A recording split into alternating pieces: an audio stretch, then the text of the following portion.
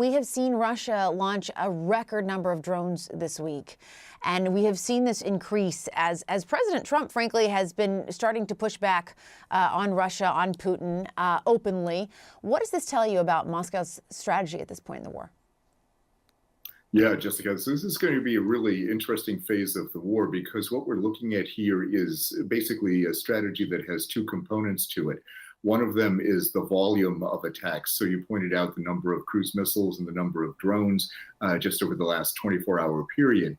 And you add that together with, the last several days. And so you have basically somewhere around 3,000 drones going after targets in Ukraine.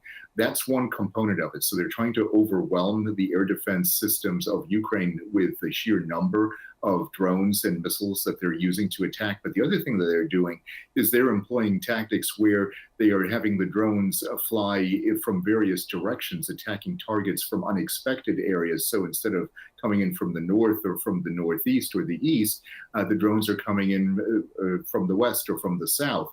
So they're basically overflying or surrounding these various targets, and they're doing this not only to overwhelm, but to confuse Ukraine's air defense assets. So that, in a tactical sense, is what they're doing. So they're basically employing this strategy to confuse and overwhelm the Ukrainian air defense system.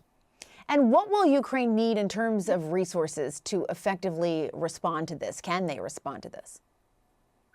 They can respond to it in part. So there's several components to what they need. One of them, of course, is a more robust air defense system, the right kind of missiles and air defense missiles, basically the Patriot batteries for some components that they're looking at. But the other thing that they need to be able to do is they need to be able to strike deeply into Russian territory to basically go at the point of origin where these missiles and drones are coming from.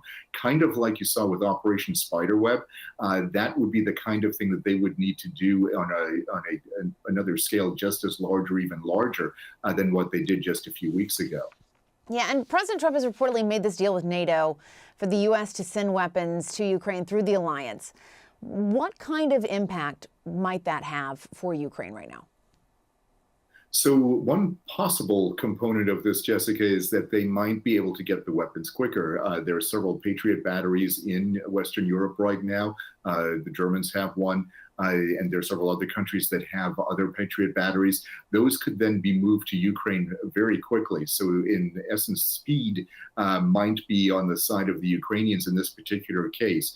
The other aspects of this possible way of having NATO in essence, foot the bill, if you will, for the Ukrainian weapons, is that it, kind of puts a middleman in that process that wasn't there before. So it could also slow down some munitions. It could speed up the Patriots. It could slow down some of the other munitions. So it could be, in essence, a mixed strategy as far as the Ukrainians are concerned. But it will, I think, give them at least a path forward for some of the weapon systems that they need.